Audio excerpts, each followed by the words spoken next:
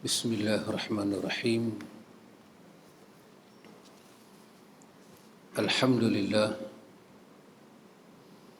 wa bihi taufiqi. Allahumma ati nafsi taqwaha wa zakkiha anta khairu man zakkaha anta waliyuha wa maulaha. Amin Allahumma amin. Amma ba'du. Ayyuhal ikhwatul mu'minun, usikum wa iyaya bitaqwallah, faqad faza man ittaqa. Ikhwatul iman, ikhwatul fiddin, a'azakumullah wa uhibbukum fillah. Alhamdulillah, summa alhamdulillah, dengan limpah kurnia daripada Al-Latif Al-Khabir, kita boleh menyambung bacaan kita daripada buku kita ini. Waktu ini kita masuk pada muka surat yang ke-89. Penulis masih lagi berbincang dengan kita tajuk hati yang hidup. Kita masuk perkara yang ke-8, hati yang hidup. Daripada perkara yang pertama kita masuk hari itu, penulis kata hati yang hidup. Pertama, hati yang mengutamakan hal-hal yang bermanfaat untuk dia dari dunia sampai akhirat. Itu satu. Yang kedua, dia kata hati yang hidup selalu memberi tumpuan mengutamakan akhirat daripada dunia. Yang ketiga, penulis kata hati yang sihat ataupun hati yang hidup, dia bertaubat pada Allah dan menggantungkan hidupnya kepada Allah. Yang keempat, dia selalu ingat Allah dan tidak bosan dalam beribadat padanya. Kelima, dia bersedih apabila terluput daripada wirid, lebih sedih daripada kehilangan harta. Keenam, hati itu merasa rindu untuk melakukan ibadat kepada Allah dan mengharap pada Allah agar amalnya diterima. Ketujuh, hati itu hilang kesedihan dan kesibukan dunia ketika mengerjakan salat. Ataupun pada perkataan salat itu kita boleh ganti, hilang kesedihan dan kesibukan dunia ketika mengerjakan ibadat pada Allah. Malam ni kita masuk yang ke-8. Perkara yang ke-8, penulis kata hati yang hidup ini, hati yang sihat ini ialah hati itu satu tujuan, iaitu kerana Allah Ta'ala. Kata penulis, orang yang sihat hatinya hanya memiliki satu tujuan hidup, iaitu untuk Allah Ta'ala. Nabi SAW bersabda,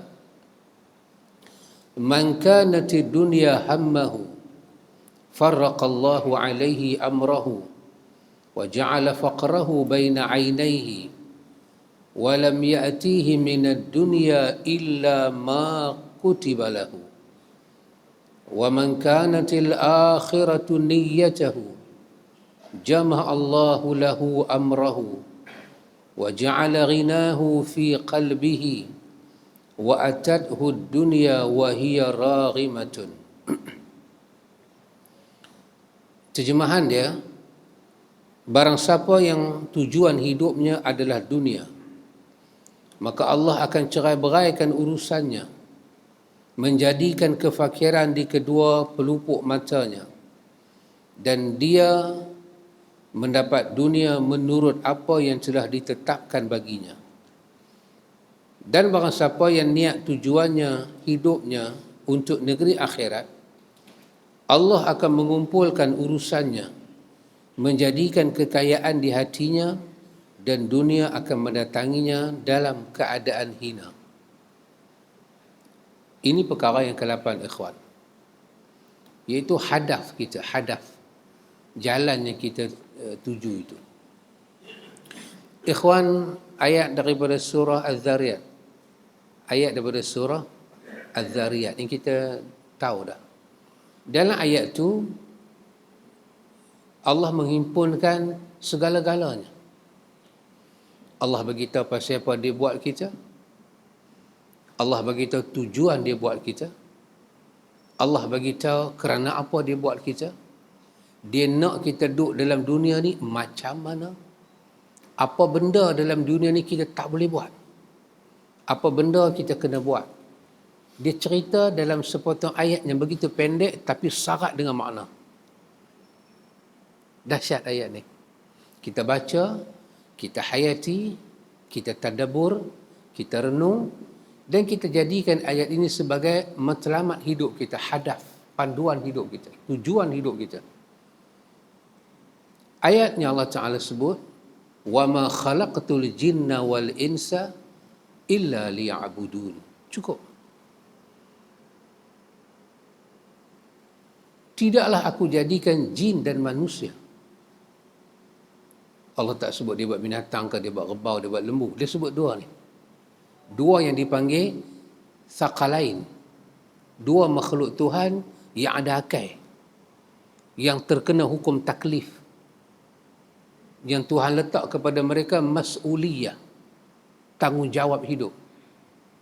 Jin dengan cara ciptaan dia, Allah kata tidak aku jadikan jin buat daripada api. Dia hidup dalam dunia dia. Dia makan apa yang dia makan. Cara dia, sahih dia, kemampuan dia, kebolehan dia, cara dia. Banding dengan manusia. Buat daripada tanah. Banding jin dengan manusia, menang jin, kalah manusia. Dari sudut fizikal. Kita kalah. Dia nampak kita, kita tak nampak dia. Memang nak bertumbuk tak boleh dengan dia. Dia pukul kita daripada semua sudut, kita kena, kita rebah. Manusia sangat lemah. Kecil, lemah. Tapi Allah beritahu benda yang sangat ajaib dalam ayat ni. Pertama Allah cerita kejadian dia. Uniknya kejadian dia tentang jin. Ada makhluk buat daripada api, tapi boleh hidup. Dia api, panas, tapi dia boleh hidup. Ada makhluk buat daripada tanah, boleh hidup. Maka Allah beritahu, illa liya'budun, illa liya'buduni. Ulama kita kata liya'buduni liyuwahhiduni.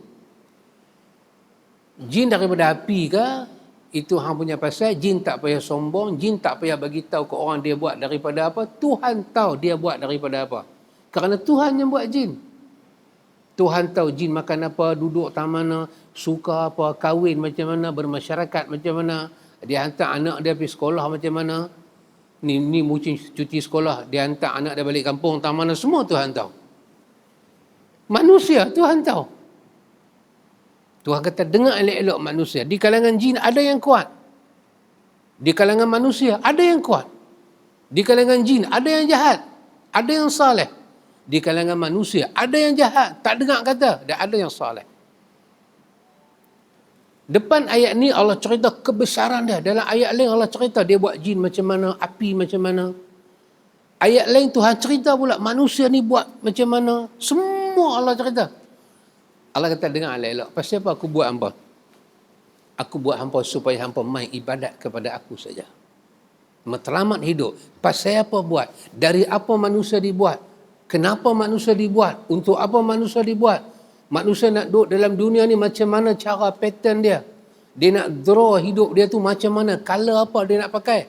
Allah letak ayat ni sebagai panduan. Semuanya tak boleh keluar daripada apa? Daripada wilayah ibadat kepada Allah. Apa itu ibadat? Ketundukan, kepatuhan, kerendahan diri pada Allah. Apa itu ibadat? Kita selalu tunjuk kita perlu Tuhan. Kita selalu tunjuk kita hina depan Tuhan. Kita selalu tunjuk kita tak mampu memiliki apa yang kita mahu di depan Tuhan. Kita serba tak cukup. Kita serba lemah. Kita serba dhaif. Yang ghani, yang qawi, yang aziz, semuanya Tuhan. Yang mulia, yang gagah perkasa, yang ada kemampuan, boleh mengadakan hajat kita dan boleh mentiadakan hajat kita, hanya Rabbul Alamin. Ayat itu disiplin dia tinggi, ikhwan. Ayat itu masuk dengan ayat iyyaka na'budu wa iyyaka nasta'in. Ayat itu masuk dengan makna la ilaha illallah Muhammadur Rasulullah. Ayat itu sangat jelas. Kita nak jadi orang kaya ke, nak jadi orang miskin ke, kita nak jadi orang bisnes ke, itu semua kita punya pasal. Tapi Tuhan kata, liya'buduni. Hampa kena beribadat pada aku. Kita nak hantar anak kita pergi sekolah mana, kita nak anak kita belajar sampai first degree, second degree, sampai PhD, apa kita nak anak kita belajar, hantar pergilah. Tapi kita kena pastikan anak kita hanya beribadat pada Allah. Yang tu tak boleh miss.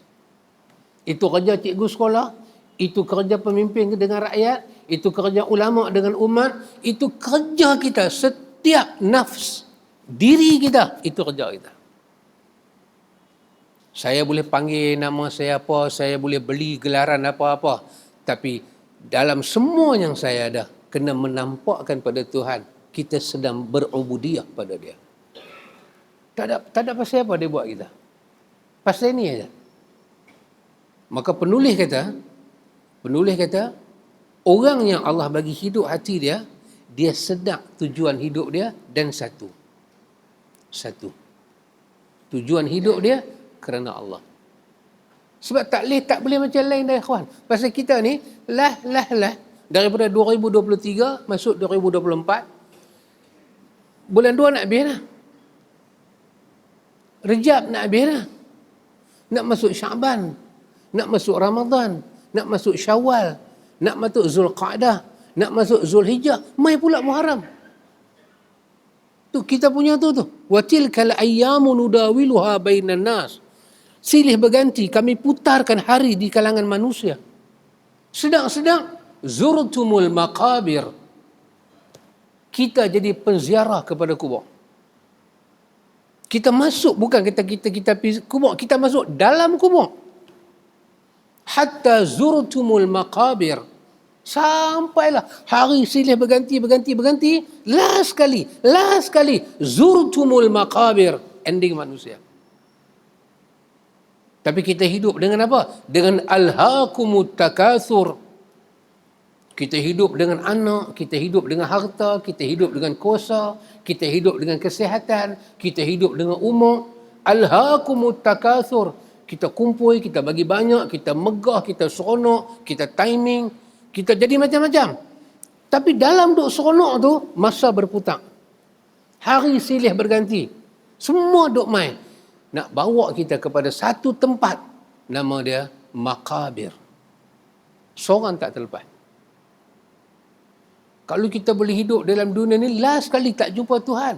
Okey. Tapi last kali jumpa Tuhan. Karhan, atau dalam keadaan tak suka, ataupun dalam keadaan dipaksa. Suka, tak suka, mesti jumpa Tuhan. Tiba-tiba masa kita jumpa Tuhan, nawaitu kita, fikiran kita, tak pernah ingat nak jumpa dia. Seolah-olah kita mati ni hanya macam satu terserempak koinsiden. Saya sebenarnya tak mau mati, termati. Saya pun tak sengaja nak mati. Saya pun tak ada cita-cita pun nak jumpa Tuhan, terjumpa. Nak kata apa Abang Nasir? Orang Jawa kata apa? Biar pilih dia nak kata apa. Bolehkah kita terjumpa Tuhan? Saya sebenarnya tak ada niat pun nak jumpa Tuhan. Tiba-tiba terjumpa. Itu maksud apa? Tak ada persiapan. Tak suka. Tak ada rancangan. Kita tak boleh ikram orang. Kita tak boleh nak memuliakan orang. Saya pun tak ada hati nak jumpa Tuhan. Tak ingat pun nak jumpa Tuhan. Tiba-tiba malaikat ambil nyawa saya. Saya kena suar dalam kubur. Saya kena balun, kena himpit dalam kubur semua. Berlaku hari kebangkitan. Terjumpa Tuhan. Oh, dahsyat, ikhwan. Maka kerana last kali wa ilaihi raji'un, last kali kita raji', kita kembali pada Tuhan. Maka kita kena tahu hadis ni. Nabi kata apa? Hadis ni daripada Zaid bin Thabit. Nabi kata, man kanatid dunya hammahu Siapa yang dunia tu duduk sampai dalam hati dia, himmah dia, apa pun dia tak pernah fikir pasal akhirat. Dan dia pun tak pernah tahu apa Tuhan kata pasal dunia. Man kanatid dunya hammahu. Dunia duduk ada di sini. Daripada di sini, naik setakuk pitang kepala. Dia jadi mata kepala dunia. Dia jadi telinga dunia, lidah dia jadi semua dunia. Gerak-geri dia, tindak tanduk dia, semuanya. Dunia itu hammahu, hemah dia. Farraqallahu alaihi amrahu. Nabi kata Allah akan porandakan urusan hidup dia. Maksud dia apa? Qati'. Allah putuskan berkat antara dia dengan Tuhan. Dia akan hidup macam orang biasa. Makan, minum, usaha, ada kerja, ada pendapatan, ada kekayaan. Macam biasa. Tapi qati'. Ada benda terputus dia dengan Tuhan. Apa dia? Berkat. Tuhan putih berkat. Tuhan putih rahmat dia dengan Tuhan. Tuhan putus pemberian bersifat kasih sayang pada dia. Dia jadi macam mana Allah sebut dalam Quran, dia jadi satu orang yang dia nasu ma dzukiru bih. Nasu ma dzukiru bih. Dia jadi satu orang yang terlupa dengan Tuhan. Terlupa. Dia terlupa dengan Tuhan. Dia jadi apa? Dia jadi satu pengurusi dalam kampung, pengurusi persatuan penduduk. Jawatan pengurusi persatuan penduduk ni besar mana? Ada sebesar jawatan ketua menteri? Allah tak ada. Nak cincang berapa jawatan tu? Halui. Bukan kata kecil. Halui. Sekecil itulah dia dalam penduduk tu pun 15 orang duk maki dia sehari. Tu.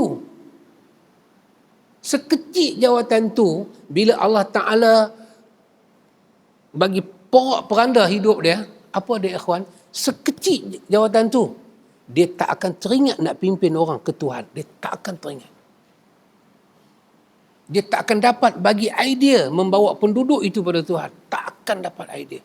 Dia boleh settle semua bab. Dia boleh rancang semua bab. Dia boleh bagi idea dalam semua bab. Tapi dia tak boleh bagi idea macam mana nak balik jumpa Tuhan. Pasal Allah putih hati dia dengan Tuhan. Dia boleh keluar mesyuarat pakai kot, pakai baju kemas, pakai perfume cantik. Orang kata, kita punya pengurusi mai dah. Pasal apa? Perfume dia mai. Mai dulu minyak wangi dia, baru dia cuih mai. Macam tu dia punya hebat.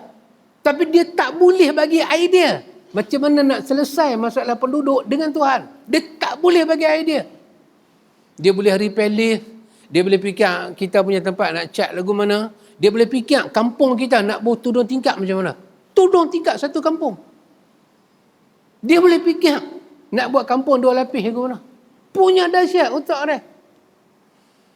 Macam mana kita nak buat kampung kita jadi 2 lapis? Bila orang main kenuri kenara boleh parking. Bahagian atas kampung semua parking lot. Kampung di bawah. Semua dia boleh pegang. Tapi dia tengok masjid kosong. Dia tak ada idea nak buat apa. Dia boleh attend semua mesyuarat, semua meeting. Dia cuma takliman masjid. Apa ini ikhwan? Qati'. Ada benda yang Tuhan potong antara dia dengan Tuhan. Apa dia? Berkat. Berkat. Dia ada iman, dia tak ada berkat iman. Dia ada akhlak, bagus budi pekerti dia, Allah cabut berkat.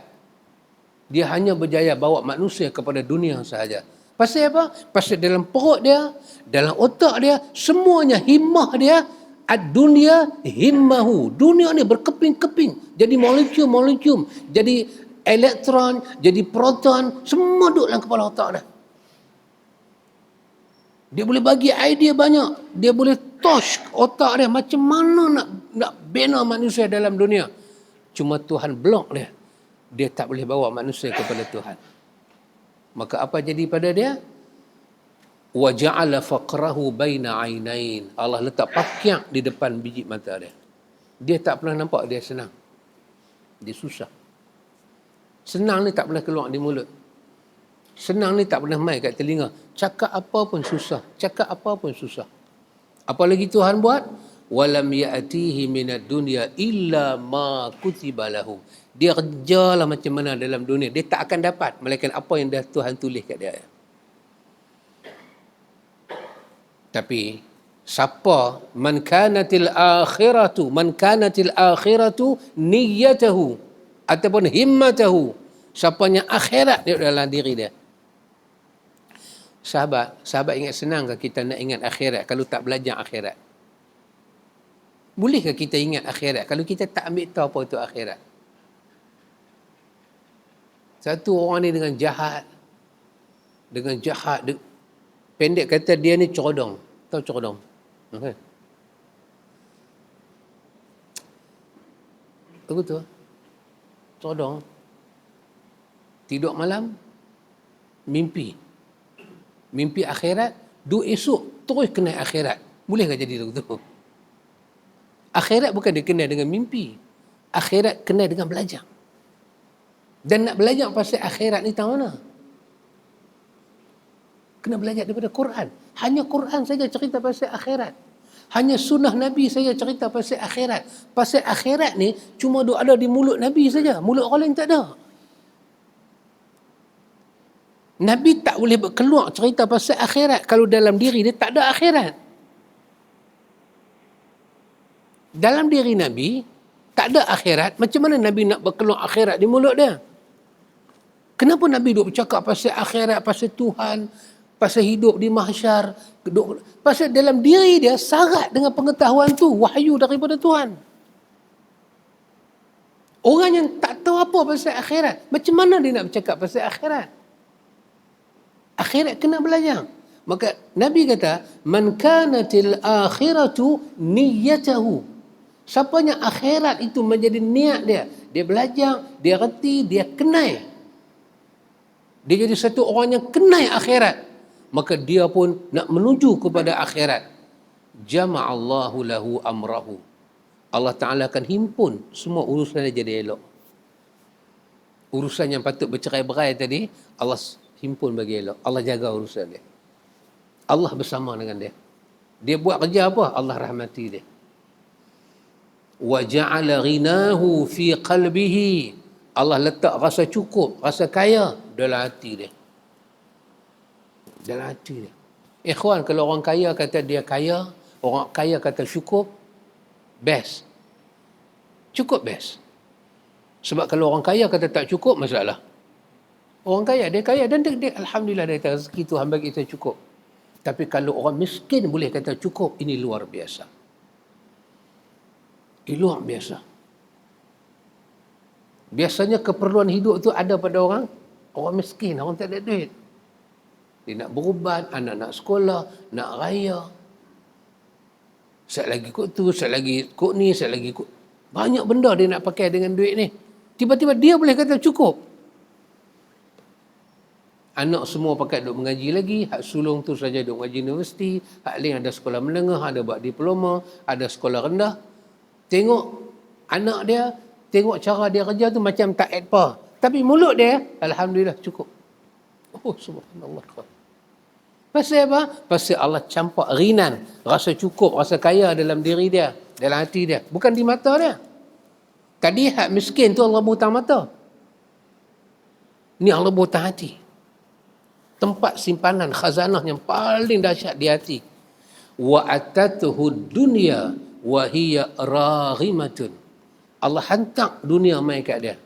Dalam keadaan dia tak hina, dunia tu yang main merendah kat dia. Maruah dia tak jatuh. Agama dia tak tergadai. Tuhan pelihara. Dunia dia dapat, maruah dia Allah jaga, agama dia Allah jaga, akhlak dia jaga. Banding dengan kawan hak mula tadi. Dia penat dalam dunia. Ikhwan, hadis ni bagi kepada kita panduan. Panduan. Kata penulis, yang kesembilan, orang yang ada jiwa sihat ni, dia sangat bakhil dengan waktunya agar tidak terlewat dengan sia-sia. Orang yang hati dia sihat akan bersikap sangat bakhil terhadap waktunya. Lebih bakhil daripada orang yang bakhil terhadap hartanya. Orang yang hatinya sihat akan merasa sangat menghargai waktunya agar selalu digunakan untuk beribadat dan taat kepada Allah Subhanahu wa taala. Bakhil terhadap harta adalah terlarang dalam Islam. Rasulullah sallallahu alaihi wasallam bersabda, la yajtami'u syuhu wal imanu fi qalbi 'abdin abada. Nabi kata tidak akan pernah berkumpul antara kekikiran, yakni kebakhilan, dan iman dalam hati seorang hamba selama-lamanya. Dia orang beriman, bakhil tak boleh duduk dalam hati dia. Kedekut, tak hidup masin. Pasal apa orang tu kata tak hidup masin lah bawah? Masin ni patut garam. Tak hidup masin. Bisa sekali-kali ada masa lapang. Masin ke tawak? Saya tak tahu, tapi satu pakcik tu dia bang. Sebab garam ni kita pakai masak. Dia buat tek hidung dia masin macam garam. Macam tek hidung dia tu kalau kumpul-kumpul dapat segenggam, boleh buat gulai. Santan dah ada, semua ada. Garam dia tak ada. Seolah-olah tempat garam tu boleh ganti dengan tek hidung dah. Dia buat macam tek hidung masin. Wahai tek hidung ni tak ada rasa. Kata pakcik tu. Ada logik dia juga. Genggam tak tirih. Kita genggam apa tak tirih tu? Buat genggam ayam tengok. Tirih, meleleh. Kita genggam apa? Kacang goreng ke? Kita genggam apa? Parpu ke? Mesti ada jatuh. Dia genggam tak tirih. Tu dia duduk ada dalam tangan dia. Oh dahsyat kawan ni. Dia sangat bakhil. Bakhil dengan iman tak akan duduk sekali. Tapi itu maksudnya bakhil dalam harta. Tapi orang beriman, dia sangat bakhil. Dia kedekut nak guna masa dia untuk benda tak ada faedah. Dia berkira. Dia mesti faedahkan semua masa dia. Seorang mukmin harus bersikap dermawan, suka membantu dan banyak bersedekah. Akan tetapi dalam masalah waktu, orang beriman sangat tidak ingin waktu dia terbuang dengan percuma. Tak ada pengisian. Tak ada isi apa. Adapun orang-orang yang sakit hatinya selalu membuang-buang waktunya baik untuk menggobrol, sembang, tonton, macam-macam dia buat ni. Dan hal-hal semacam itu yang dikerjakan selama berjam-jam sehingga waktu dia habis sia-sia. Sahabat kita boleh pergi sembang kedai kopi. Sembang. Tapi pastikan yang kita sembang tu apa? Orang duduk flat. Flat 2 bilik. Flat 2 bilik. Apartmen baru 3 bilik. Flat 2 bilik. Jenis rumah ganti rumah ni. Rumah kampung terbakar. Mula penduduk kampung tu tak mau pindah. Sorak duduk main. Tak mau pindah. Terbakar. Dia macam benda ajaib kan. Terbakar. Semua lagu tu. Tak mau pindah. Terbakar. Lepas tu naik projek. Jadi dapatlah rumah ganti rumah. Rumah ganti rumah. Ganti dengan rumah flat. Di situ nak buat kondo. Tak diganti, ganti flat. 2 bilik. Ini cerita zaman saya dulu. 2 bilik. Anak 7. 2 bilik. Ruang tamu sikit. Sikit yang ke tepi. Dah dapur. Kawasan tu lah juga. Mak dengan bapak 1 bilik. 7 anak, 3 perempuan, 4 jantan. Nak duduk tahu mana? Nak buat macam sarding semua dalam tu? Tak boleh. Anak dah besar. Perempuan duduk dalam bilik. Hak jantan nak duduk tahu mana? Berceretet lah. Masa tidur boleh berceretet. Masa tak tidur. Nak buat apa? Mau tetamu pula main time tu. Dengar kata ayah sakit kepala, orang masjid main ziarah, orang surau main ziarah. Anak nak duduk tahu mana? Tang ruang tamu tu lah ada TV sebiji. Sebelah TV jarak sikit 50 kaki, televis peti air, itulah ruang dapur. Anak no road and no jalan. Jalan pun tak ada, road pun tak ada. Keluar. Pergi melepak. Pergi kedai kopi. Pergi rumah kawan kan. Bila dia balik time dia nak tidur. Balik, mandi, makan, tidur. Dia buka mata, space dalam rumah tu kecil. Dia keluar dia pula. Masa dia keluar tu, dia jumpa dunia macam-macam. Anak-anak kita. Termasuk kita. Kita duduk dalam rumah. Dah lah kita demam, duduk dalam rumah. Yang orang tua kata sekangkang kera tu. Kita pun tak pernah perasan kera ni kangkang macam mana. Dia nak tengok, nak pergi ukur.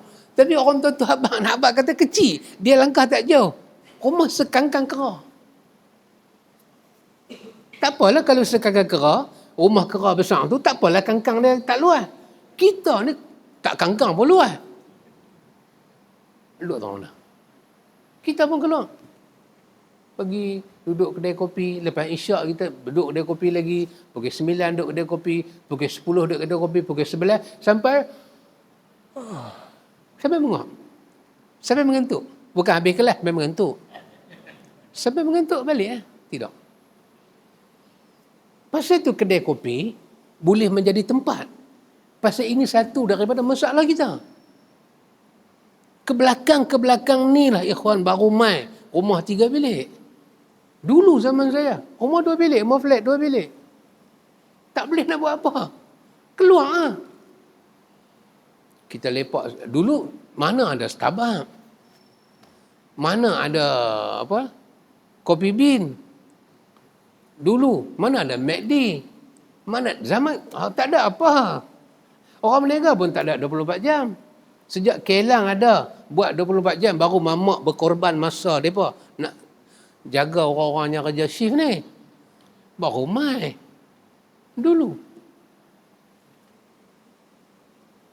Tapi penting dia apa dia? Kita duduk tak mana pun. Isi cakap kita tu. Apa dia? Bukan mesti orang duduk kedai kopi tu dia buang masa. Tak. Dia bukan mesti orang duduk dalam masjid tu mengisikan masa. Tak. Kalau dia macam cerita wali terbang, wali merangkak, wali terletang. Wali ni 40 tahun ambil air wuduk sekali je tak batal-batal. Wali ni naik sampai Sidratul Muntaha sehari sampai 70 kali. Wali ni Isra Mi'raj 70 kali, Nabi Isra Mi'raj seumur hidup dia sekali. Kalau macam tu punya cerita ada dalam masjid, baik duduk kedai kopi. Duduk kedai kopi cerita apa dia Riyadhus Salihin tu. Jadi bukan masalah tang mana kita duduk. Jadi tang mana kita duduk, apa yang kita buat dan kita isi masa tu, yang tu penting.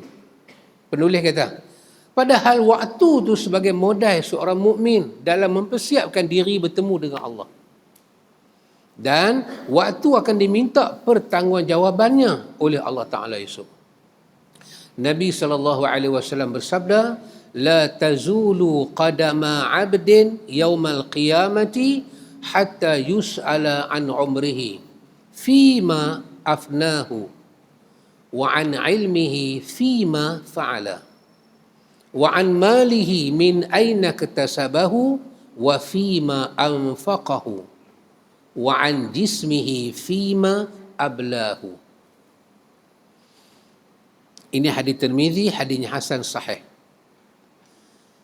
Nabi kata, terjemahan dia, tidak akan beranjak kedua kaki seorang hamba pada hari kiamat sehingga dia ditanya tentang umurnya untuk apa dia habiskan. Tentang ilmu dia, apa yang telah diamalkan. Tentang hartanya, dari mana dia peroleh dan ke mana dia habiskan. Dan tentang tubuh dia, capek dan letihnya untuk apa dia guna. Ini dahsyat kawan. Hadis ni kira hadis yang paling dahsyat lah. Hadis ni kita gantung kat leher kita, pergi mana-mana kita kena ingat Tuhan tanya balik kita. 4 benda ni mesti ditanya. Hak lain semua ditanya, mungkin lambat sikit, tapi yang ni mesti ditanya dulu.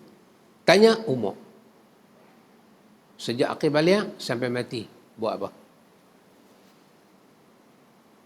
Yang Tuhan bagi pada kita hukum taklif, kita mukallaf, selesai tak? Oh habis. Hang ni kena soalan ni habis kita. Memang habis kita kena. Tanya apa lagi? Tentang ilmu. Untuk pergi mengaji siang malam pagi petang dapat reti, okey. Fa'ala. Buat apa dengan ilmu tu? Beramal untuk diri sendiri ke? Ke ilmu tu jadi pengukur untuk orang ke?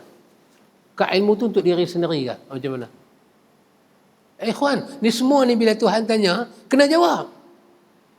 Bukan kita boleh buat ketegak, cikgak lagu tu. Tak boleh.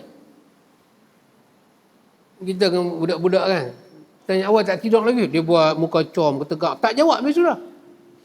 Dengan Tuhan bukan boleh buat lagu tu. Tuhan tanya kena jawab.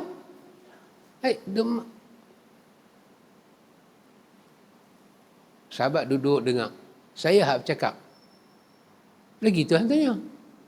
Bercakap derai mak. Yang hang duk bercakap ke orang tu, hang buat. Hang buat lah. Lepas tu ada hadis cerita, satu orang ahli neraka tengah duk kena azab dalam neraka, tiba-tiba bunyi berdebum kata masuk dalam neraka. Terkejut ahli neraka. Tengok-tengok jatuh siapa dia? Ustaz. Ustaz jatuh. Ustaz yang dapat tauliah ni jatuh.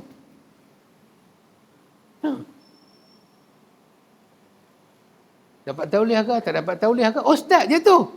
Berbum. Terkejut ahli neraka. Dia jadi macam mana? Macam kalde duk pengisap tepung tu. Jadi pening melila tu. Borai-borai perut. Riyau tak tentu hala. Ahli neraka kata, Malak. Ustaz. Apa cerita? Malak. Pasal apa tuan? Malak. Apa jadi dengan hang? Bukankah hang duduk berceramah, Mi'raj, duduk ceramah, baca kitab. Bukankah hang ni satu orang yang suruh orang buat baik? Dia kata, betul. Aku dulu suruh orang buat baik, sengak-sengak aku tak buat. Aku suruh orang buat jahat, sengak-sengak aku buat. Ada bahagian tu, episod tu ada, ya kawan. Siri tu ada. Na'udzubillah. Minta itu bukan kita, minta Allah lindung kita. Semua kita ni yang sampai ilmu, Allah tanya, fima fa'al. Buat tak? Ikhwan, kalau takat Tuhan tanya lagu tu tak apa. Tapi ada satu soalan kalau Tuhan tanya kita. Bukankah aku kata dalam Quran, kalam aku, hang minta, aku bagi. Bukankah aku janji, aku Rabbul Alamin. Aku sendiri kata, minta dekat aku bagi. Hang minta kat siapa selama hidup? Oh, ikhwan. Sebab apa? Sebab harapan, hajat, cita-cita, azam, kemahuan, ini adalah daging darah kita hari-hari. Kita celik mata nak pergi kerja, kita ada harapan, pergi selamat, balik selamat. Itu harapan. Itu doa kita pada Tuhan. Doa, harapan, semua ni berlaku 24 jam ikut nafas kita naik turun. Semuanya hang harap tu, hang minta kat siapa? Aku cerita dalam Quran, Nabi aku sakit, Nabi aku minta kat aku. Aku cerita tu nak bagi hang sedar, nak bimbing hang. Masa hang sakit, masa hang susah, hang cari siapa? Bukankah aku kapit? Iyyaka na'budu wa iyyaka nasta'in. Aku kapit, hang kena sembah hanya pada aku dan hang kena minta tolong hanya kepada aku. Oh, ikhwan. Kita ada banyak benda. Kadang kita minta ke Tuhan, minta ke Tuhan. Allah tak main lagi ni. Rasa macam lambat kot. Tak ada lah kot. Rasa lagu tu. Allah kata, aku janji. Aku janji aku nak bagi. Dan aku suruh Nabi aku kata kat hang, cara aku bagi ni, ada masa aku bagi seketui, ada masa bahagi tu aku tukar dalam bentuk bagi keselamatan pada hang, lindung hang. Dan aku bagi suruh Nabi aku bagi tahu kat hang, ada masa aku simpan total akhirat untuk hang. Otak hang, hati hang, fikiran hang, pi tak mana masa hang hidup hari tu ni. Pi ikhwan. Pi. Tengok Allah tanya kita balik. Wa an malihi min aina iktasabahu wa fima anfaqahu. Harta hang daripada mana hang usahakan dia dan ke mana hang infakkan dia. Tanya. Wa an jismihi fima ablahu. Tubuh badan. Ablahu. Hang pelingkup pergi kat mana? Hang pelingkup pergi kat mana hang punya tubuh badan hang ni? Hang letih pasal apa? Hang kata hang tak larat. Pasal apa hang boleh tak larat? Masa aku mak hang buat keluar hang daripada perut dia, aku izin hang keluar, semua cukup. Mata bagi, telinga bagi, semua elok. Pasal apa hang mati ni tak cukup?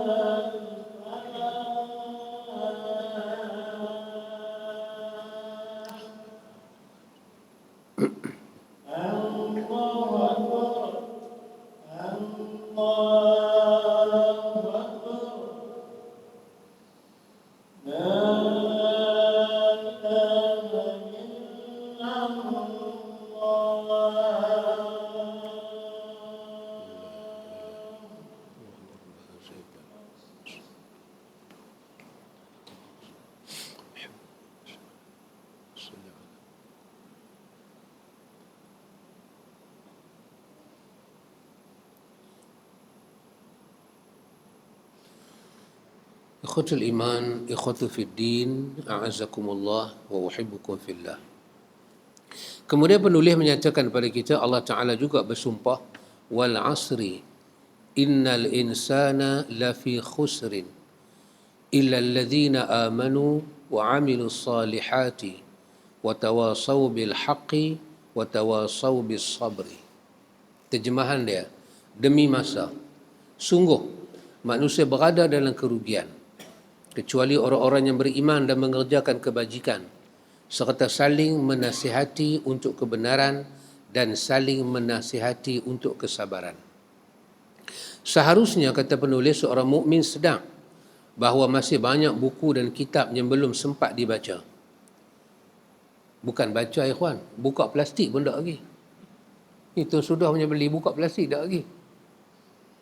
Masih banyak amal-amal yang belum dilakukan.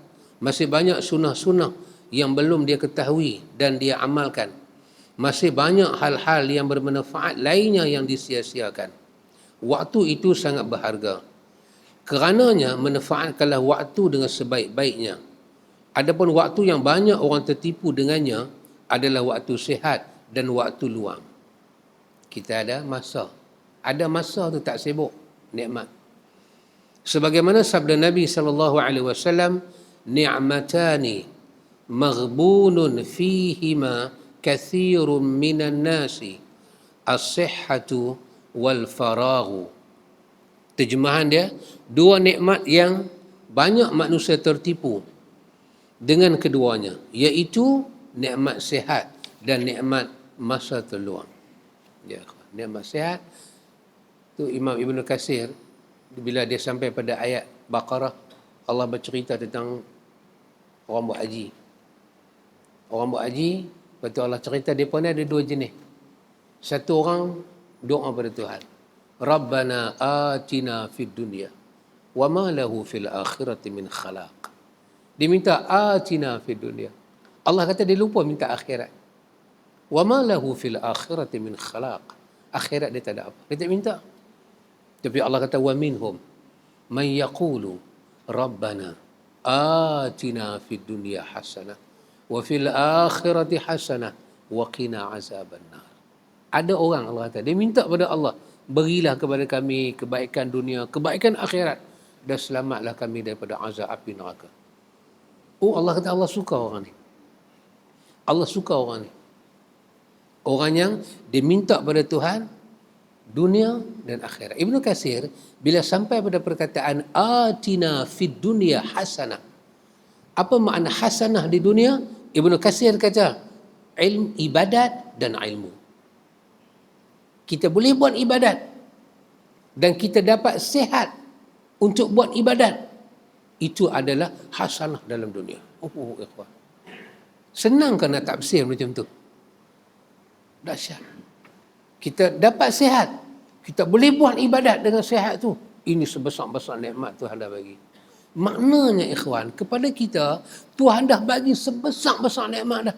Saya pernah dapat dan dapat. Sahabat-sahabat semua dapat. Pernah dapat. Nikmat apa? Nikmat sihat. Dan nikmat boleh buat ibadat dengan sihat. Ada masa cukup. Kalau orang tu ada nikmat lain, nikmat semua, tak cukup masa nak buat ibadat.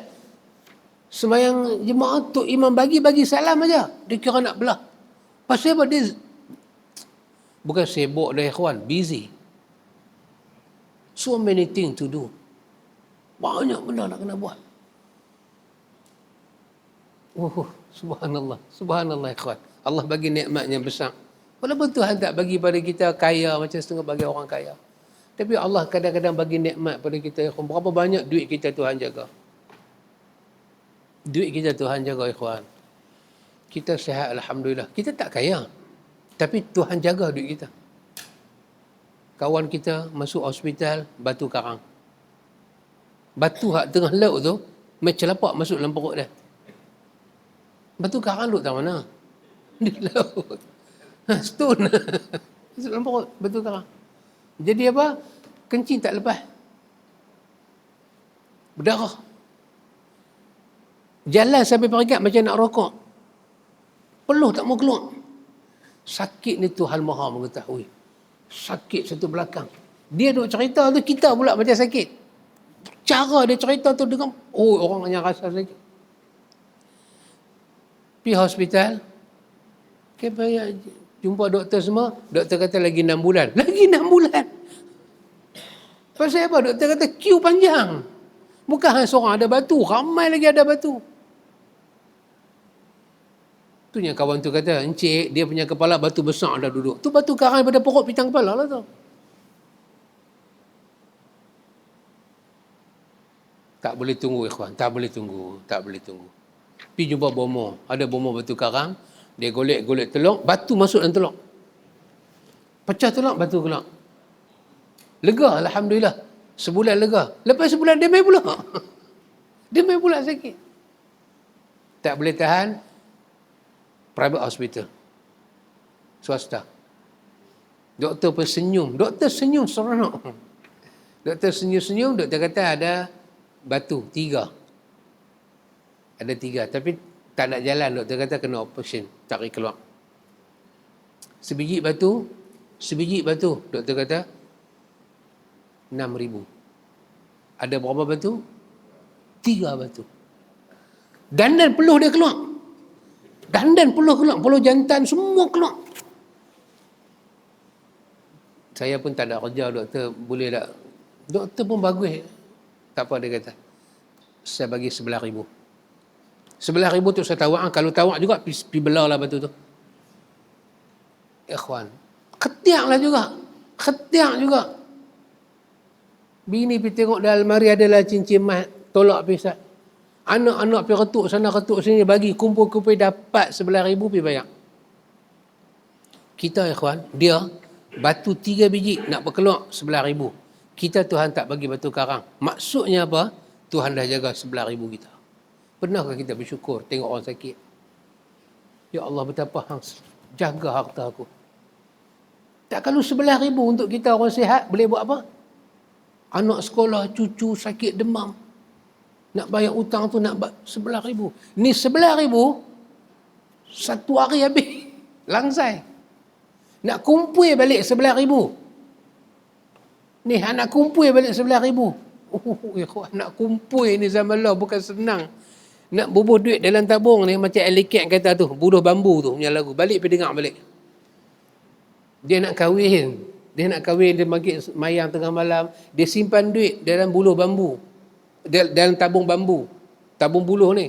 Tapi dia kata bila dia buka, cuma ada telur lipas. Duit bocor. Dia simpan, dia tebuk. Dia simpan, dia tebuk. Tak boleh nak menikah. Allah pelihara kita. Alhamdulillah. Alhamdulillah. Penat. Ni kita ni, angin masuk keluar cantik. Angin macam ni punya banyak, tak masuk dalam. Awal, penat. Cakap dua patah, penat. Rasa luka dalam ni. Rasa berselisih. Rasa sakit dalam ni. Pipam, tak lepas. Kena pergi cari ubat pula. Hospital swasta. 7-8 ribu. 7-8 ribu sebulan punya belanja. Habis dengan satu ubat. Kita, Tuhan bagi menapah cantik elok. Tuhan dah jaga 7-8 ribu kita banyak, ikhwan. Ni penulis duk bagi tahu pada kita. Begitu banyak orang boleh bagi kita, itulah dia nikmat yang kita sia-siakan. Kita sia-sia. Terupanya antum. Tengok ikhwan. Kita berkat umur. Berkat ni ada. Kita nak umur berkat. Kita nak ilmu berkat. Kita nak semua berkat. Tapi kadang-kadang Allah bagi berkat kat kita. Kita tak perasan. Tak perasan. Allah jaga makan kita. Kita bubuh duit dalam poket nak pergi makan. Kita sampai kedai makan. Kita pun order apa kita nak makan. Mai satu kawan. Lah, hang seorang. Dia mai kawan. Hang seorang ke? Kata seorang. Dia pun makan sama. Time bayang, dia pergi bayang kat kita. Kita tak ada pergi letak pistol dalam kepala dia. Hang tak bayang ke apa? Aku shoot hang lagi. Tak ada. Masa dia bayang tu, kita pandang nikmat tu macam mana kat Tuhan. Macam mana kita pandang? Memang kita makan tak banyak. RM4.5 je. Campur ayam. RM5.5. Tapi RM5.5 tu, Tuhan jaga. Tak apa. Hari ni aku bagi orang lain bayar. Cara kita pandang Tuhan bagi kat kita tu lagu mana? Kita rasa biasa ke ataupun ini bukan benda biasa. Ini bukan benda coincident. Ini rancangan Tuhan nak jaga rezeki kita. RM5 kita tak payah belanja hari tu. Kita boleh buat apa, ikhwan? Oh, ya Allah. Kalau kita boleh tabung masjid RM1, kita ada lagi RM4 boleh pakai. Kita sedekah lagi RM1 kat siapa-siapa, kita ada lagi RM3. Yang tadi kalau kita bayar, habis RM5 untuk kita seorang. Dan ni RM5 kita boleh buat 5 benda untuk akhirat kita. Bukan kecil nikmat tu, ikhwan. Bukan kecil. Kena syukur. Oh, subhanallah. Nikmat. Dulu antum, dulu. Bila? Dulu. Bila? Dulu. Cerita dulu, sebut nama rombongan, sebut nama cuti, orang zaman time saya ni, 80-an, 90-an, bila sebut cuti, nak buat rombongan, orang teringat pergi mana? Kelantan lah. Apa wakaf apa? Apa wakaf bukan ada situ? Rombongan Cik Kia. Rombongan pergi mana? Wakaf Cik Ye. Orang nak pergi Kelantan. Satu bas ambil pergi Kelantan. Nak pergi mana? Pasar Khadijah. Nak pergi mana? Saja duduk atas bas Pusi Kota Baru. Tak mau turun, nak Pusi ni. Sembahyang mana? Masjid Muhammadi. Lerek tu shopping aja. Zaman dulu lah. Pergi Pajar Market Siti Khadijah. Walaupun cabai tu ada di tempat kita, nak beli cabai Khadijah juga. Orang 2 bas. Atau pergi Kelantan time tu, 2 bas jumpa. Tapi lah ni antum tahu tak satu benda? Bila sebut rombongan, orang teringat nak main mana? Perlis. Orang tak pergi dah belah-belah sana. Bukan pasal padang besar. Bukan pasal tempat-tempat orang duk pergi ni dah. Pasal ada satu berkat di Perlis lah ni. Berkat apa? Berkat ilmu. Dulu berkat tu ada zaman Tok Guru Nik Aziz. Berkat dia tu, orang nak ziarah dia, orang nak dengar kuliah dia. Rombongan pergi. Tok Guru pun dah tak ada dah. Allah ubah. Angin tu Tuhan ubah. Dengan siapa pun tak ada rancangan. Duk pergi cucuk orang sana, jom pergi Perlis. Tak ada siapa cucuk. Tuhan yang ubah iklim tu. Hanya dengan usaha satu orang. Usaha kuat Datuk Mufti. Start dengan perkampungan sunnah. Perkampungan sunnah ni sejarah Malaysia, ikhwan. Tak ada tempat buat. Dan teringat nak buat. Datuk Mufti Perlis buat. Himpunlah asatizah daripada negeri, daripada sana sikit mai, kumpul. Satu. Sekarang dah jadi nombor berapa? Saya pun tak ingat dah. Pasal banyak kali dah. 8, 9 lagu tu. Antara bangsa pula mai. Kuwait pula meduk tahun sini. Gabungan pelajar international, member yang agama di sini. Berkat tempat itu dihidupkan ilmu oleh ulama, Allah angkat nama Perlis. Dulu, jangan abang korang, dulu. Jangan abang korang. Saya slow talk, cakap slow talk. Dulu, kalau sebut pergi mana, pergi Perlis. Anak pergi Perlis, hang semayang subuh siap-siap, tang sini baru orang masuk pergi. Takut. Pasal apa dia semayang subuh lagu tu? Oh, orang Perlis. Bila sebut lagu tu, dia jadi macam mana bunian tak? Dia pandai satu duduk gunung mana keluar mai. Dia pandai pelik sikit. Perlis dia pun tak macam kita. Dia pandai kalau mati tak ada apa-apa. Dia pun macam tanam kucing lagu tu je. Dulu. Takut. Macam orang takut dengan Perlis ni. Takut. Tak mau mai. Pergi padang besar. Padang besar tak apa. Wang Kelian tak apa. Masuk Thailand. Lagi tak apa. Belah sini jangan mai. Takut. Tapi lah ni, Allah ubah iklim. Bila Perlis mengambil sikap, membumikan ilmu ni, tanam benih ilmu di bumi, berbakti pada bumi, ada hasil dia. Allah keluarkan berkat. Siapa pernah sangka mai Perlis, hotel full. Tidaklah kereta. Full hotel. Perkampungan sunnah tu bulan 5 lepas raya. Orang duk booking hotel daripada lah. Ikhwan, apa maksud dia? Ekonomi Perlis dijana pada waktu ni dengan ilmu. Pasal apa orang booking hotel? Bukan pasal pampir. Pasal apa baru ni? Tok guru kita mai daripada luar negeri, Dr. Zakir Naik, apa ni semua cakap orang putih. Saya pilih lah, tuan-tuan saya tak tahu orang putih boleh lah orang putih. Saya bagi tidur bahasa orang putih kan tu saya main tu. International mai. Orang mai bukan daripada Arab dengan Kangak. Bukan daripada Seriap. Seriap ke 2 riap ke tak ada dah. Orang mai daripada Singapura.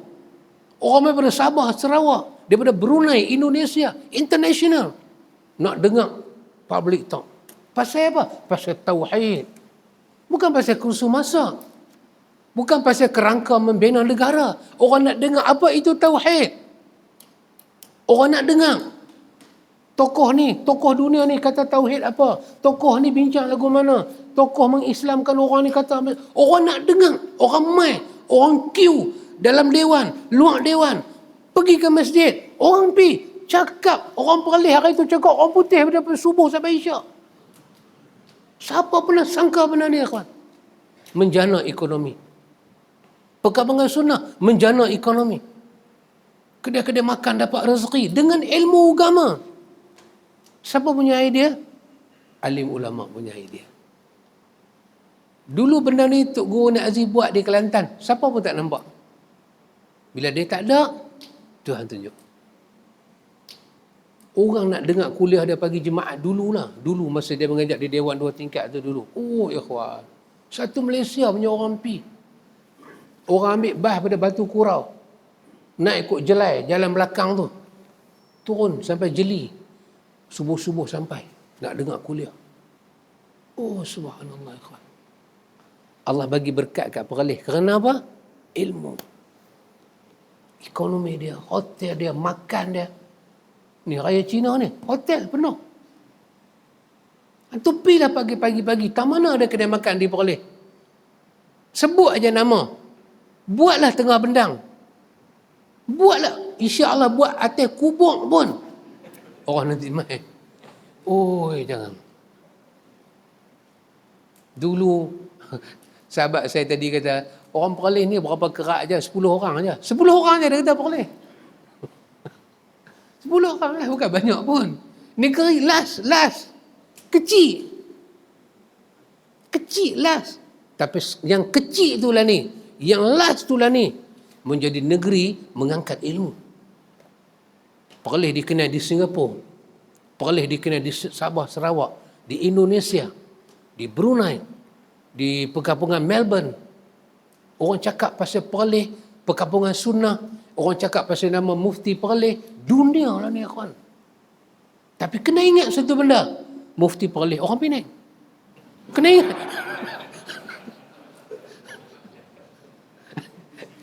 tak ada apa-apa saja. Dia tak ada apa-apa. Tak ada apa-apa. Dia bukan sentimen apa. Saja nak apa. Orang Penang ni ada idea. Kan? Tak ada apa-apa. Kawan, bila orang ni, dia duduk bidang dia, dia buat kerja, Allah berkati idea dia, Allah berkati usaha dia, benda tak sangka-sangka jadi ikhwan. Man yattaqillaha yaj'al lahu makhraja. Orang nak kahwin. Benda Allah redha. Mai boleh. Bukan main buat maksiat. Berbanding orang pergi tempat lain. Tempat lain dengar nak kahwin ni leceh. Oh nak kahwin pula. Ikhwan, nak kahwin tu satu taat Allah. Dia nak kahwin pasal apa? Dia tak meduk dalam dosa. Dia nak kahwin. Tapi pergi sana susah, pergi sini susah. Dia berkata susahlah nak kahwin sampai banyak. Dia kata pula nak kahwin tu aku kan. Yang duk risau ni pasal apa? Yang nak kahwin aku tak risau. Hang risau pasal apa? Nak hang kahwin besok hang boleh jaga ke bini hang? Nak jaga bini aku, hang ke aku? Aku nak jaga. Dia yang nak jadi bini aku, dia pun tak risau. Hang risau pasal apa? Simple aja ya kawan. Allah haramkan zina, Allah halalkan nikah. Dan orang ni mai jumpa kita nak menikah. Menikah ni bendanya Allah redha. Kita bagi susah. Nikah di Thailand. Balik mai lagi susah. Perlis bagi mudah. Nak tanya, kahwin tak lagi? Kahwin. Apa bukti kahwin? Bagi surat nikah. Sebut nama tempat menikah. Buat main bukti-bukti, takat gambar ke apa ke, sah. Wali ada, semua ada sah. Cop, nah, ambil satu sijil nikah. Nanti kalau ada anak, sah semua. Ikhwan, mata kita nak tengok lagu mana tu kita punya pasal. Tapi di sisi Tuhan, ini usahanya Allah redha. Mungkinkah bendanya Allah redha, Allah tak berkati? Pasti Allah berkati. Hang bagi zakat. Hang bayar zakat. Perlis ambil sebahagian duit kita, bagi balik kat kita. Tolong pergi bagi kat orang miskin. Kita rasa bagi duit pada orang miskin. Adakah Tuhan tak berkati benda ni, ikhwan? Ikhwan, antum duduk di sini, antum kena sedang satu benda. Allah sedang berkati bumi antum. Allah berkati. Orang Penang mai, ada orang Penang? Tak ada, tak apa. Orang Kedah main mengaji, ada orang Kedah? Ada. Tapi balik jangan habaq kat orang.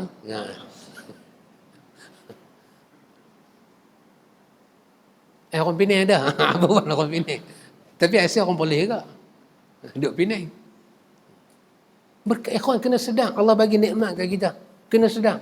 Jangan kita tengok mufti Perlis tu macam biasa-biasa, tak. Sumbangan dia besar. Sumbangan dia besar. Mengaji daripada dalam negeri sampai luar negeri, balik pula. Dia fikir. Hari ni antum sebutlah nama orang besar-besar dalam Perlis. Orang yang paling orang kenal di Perlis siapa dia? Sahibus Samaha. Nama Raja Perlis pun ada orang tak apa. Tapi nama Sahibus Samaha orang kenal. Siapa yang angkat benda ni, ikhwan? Rabbul Alamin. Allah janji, yarfa'illahu allazina amanu minkum wallazina utul ilma darajat. Allah angkat martabat orang yang beriman. Allah angkat martabat orang yang berilmu, yang beramal dengan ilmu dia, yang buat. Tak ramai orang ada ilmu nak buat bila duduk pada pos tu, ya kawan. Yang nak buat ni bila belum dapat pos. Dengan bila habis pos. Saya insya-Allah, saya kalau dapat, saya nanti buat. InsyaAllah saya buat. Lepas tu bila pencen? Saya kalau kerja lagi saya buat. Masa kerja buat apa? Sebelum kerja, nak buat. InsyaAllah saya kalau jadi orang besar, saya buat. Bila jadi orang besar, ruyuk. Bila dah tak jadi orang besar, nasib saya tak jadi. Kalau saya jadi lagi, memang tak buat lagi. Aku tu kita, ya kawan. Keadaan kita. Kawan-kawan saya, 2-3 orang kawan jadi ahli majlis.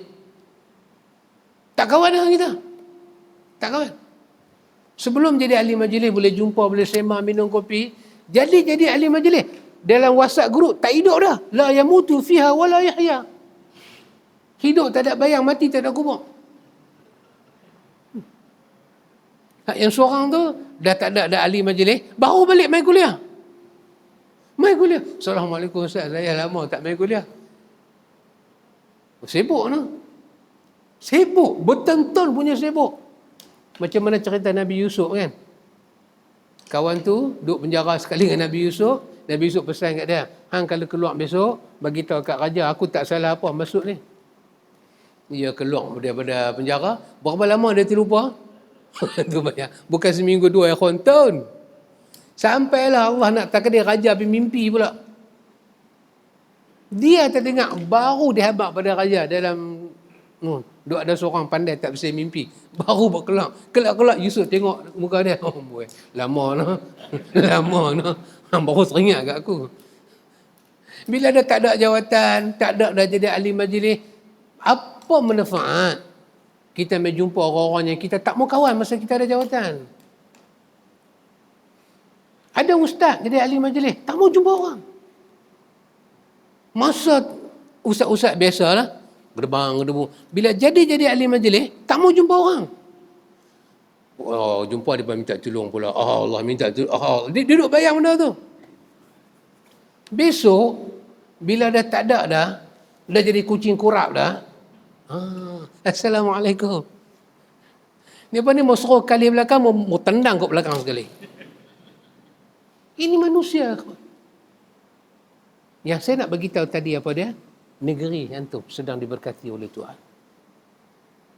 Habis dah international punya program ni. Puasa, lepas puasa nak main pula perkampungan sunnah. Antum tengok Allah jana ekonomi Perlis guna. Orang makan, orang puji Perlis, makan murah, sedap. Orang Perlis suka senyum kat orang. Ada orang kata, saya ni kalau boleh nak duduk di Perlis. Bukan saya ni, orang tu lah. Bukan saya ni. Saya nak duduk Penang juga. Saya, Allah seronok lah. Majlis ilmu bercambah di Perlis. Bercambah. Balong dengan rajin dia. Yang tu saja. Kalau duduk di Perlis sampai tak tahu agama langsung, memang confirm balong. Bukan kata balong lihat. Masjid mana tak imarah? Antum pergi Masjid Alwi. Antum pergi Masjid Kuala Perlis. Antum main sini. Pusinglah. Habis tak ada, mainlah sini malam ni. Boleh jumpa mamak ni cakap. Ada juga majlis ilmu. Ada. Setengah orang ikhwan dia duk cari. Tak mana dia nak mengaji Quran dengan sunnah. Dia dah lemah perut dah dengar pasal orang. Dia nak dengar pasal Nabi pula. Antum tahu, setiap minggu ada orang daripada Penang start kereta. Main kuliah Sahibus Samaha. Pasal nak belajar hadis. Nak kenal kitab Bulughul Maram tiap-tiap minggu. Tu dia kawan, berkat tak berkat negeri tu. Jadi pasal tu kita ngaji, kita kenang jasa orang. Macam kita hari ni kawan dapat Islam. Siapa bawa mai? Arab-Arab dulu bawa mai. Depa wakaf tanah kat kita. Pasal tu ada keturunan depa, tanah depa. Dan ada yang keluar tinggal negeri depa, mai mati tempat kita, tak jumpa anak bini lama. Nak bawa agama mai pada kita. Jasa ini semua kawan. Rabbana ighfir lana wa li ikhwanina alladhina sabaquna bil iman wa la taj'al fi qulubina ghillan lil ladzina amanu rabbana innaka raufur rahim. Kita ingat orang dulu yang menyumbang untuk kita. Jadi unik Perlis ni, unik sekarang ni. Semua orang nak main Perlis. Mau cuti sekolah. RNR penuh. Saya terserempak dengan bas di RNR tu. Geng Indonesia, semua Indonesia. Bapa sore, bapa sore, sore bapa, bapa sore. Apa ni? Indonesia saja. Dia pergi mana? Ada book hotel di Perlis. Nak apa? Nak pergi tengok apa? Dia panggil apa? Matahari apa? Nak pergi tengok taman kat Perlis ni. Mai tu, nak duduk. Lepas tu nak pergi makan sana, nak pergi makan sini, nak pergi Kuala Perlis. Langkawi orang tak sebut dah. Perlis. Terasi Perlis. Oh, ikhwan. Betul tak Bilal? Tok Bilal ada di Perlis. Ada dua orang. Satu saya bersama. Satu Tok Bilal kita. Orang nak main tengok. Macam mana? Oh, ikhwan. Masjid kita ni duduk dekat Bendang. Antum boleh bayang. Orang boleh pakai laluan Bendang tu mai juga. Ini apa? Kalau bukan Tuhan punya kerja. Tuhan punya berkat bagi pada kita, ikhwan. Ini hati yang segar. Dan akhirnya penulis kata pada kita,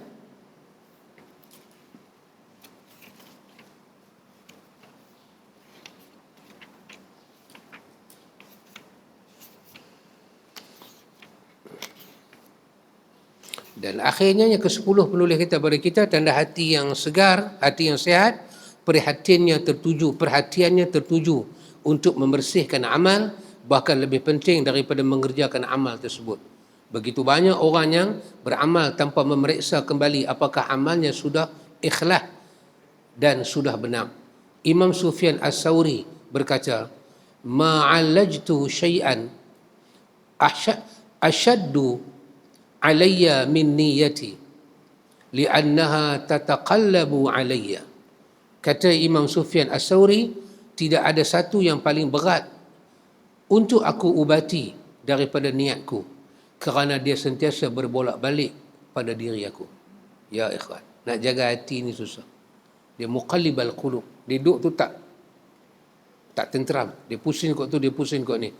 Kerananya perhatian orang hatinya sehat akan selalu tertuju kepada membersihkan, meluruskan niat. Sebab setiap amal soleh yang dikerjakan oleh seorang hamba tak akan diterima sebelum hatinya bersih dan lurus. Allah Subhanahu wa taala telah memerintahkan untuk memperbaiki amal. Firman Allah, "Alladzi khalaqal mauta wal hayata liyabluwakum ayyukum ahsanu amala wa huwal azizul ghafur." Terjemahan dia, yang menciptakan mati dan hidup untuk menguji kamu, siapa di antara kamu yang lebih baik amalnya, dan dia maha perkasa lagi maha pengampun. Tentang ayat ini di atas, Fudail bin Iyad rahimahullah yang wafat pada tahun 187 menyatakan, kata Imam Fudail, maksud ayat ini supaya Allah menguji kalian, siapa di antara kalian yang paling ikhlas amalnya dan paling benar.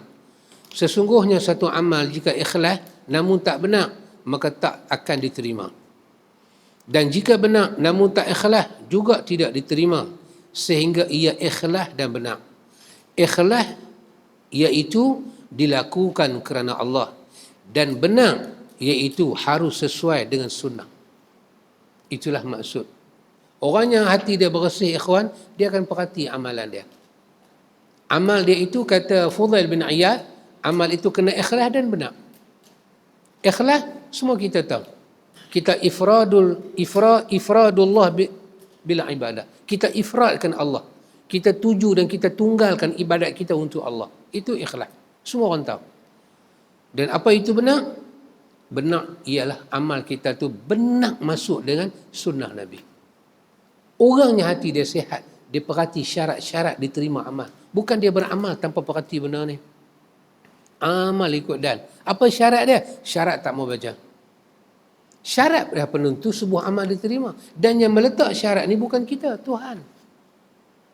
Dalam ayat 112 suratul Baqarah, Allah letak syarat tu lah. Bahawa amal itu kena demi wajah Allah, dan amal itu kena muhsin. Kena ikut cara Nabi. Baru diterima. Maka tidaklah sombrono lagu tu saja kita buat amal. Ikhwan, penulis daripada muka surat awal kita baca hari itu, daripada muka surat 79 sampai malam ni muka surat 93, dia cerita tanda-tanda 10 tanda bagi hati yang sihat. Lepas ni dia nak cerita pula pada kita tanda-tanda hati yang sakit. Bukan malam ni, lepas ni. Malam ni kalau cerita memang sakit hati. Ni bukan hati sakit, dia sakit hati terus. Sekali. Tanda hati yang sihat. Tanda hati yang sakit, dia bawa kepada kita 1, 2, 3 contoh. Semoga benda ini ada manfaat kepada kita semua ikhwan, insya-Allah. Wallahu taala a'lam. Subhanakallahumma wa bihamdika asyhadu an la ilaha illa anta astaghfiruka wa atubu ilaik. Wassallallahu ala nabi Muhammad walhamdulillahi rabbil alamin.